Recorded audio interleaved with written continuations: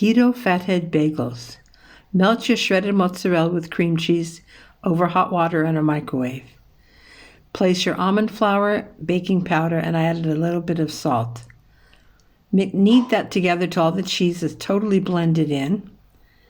Mix in 2 whole eggs. I rolled it out on a greased counter into a log, and then you cut your log into 6 pieces. You could do the bagels 2 ways. I flattened a disc and did it that way, and then simply poked a hole in the middle of it.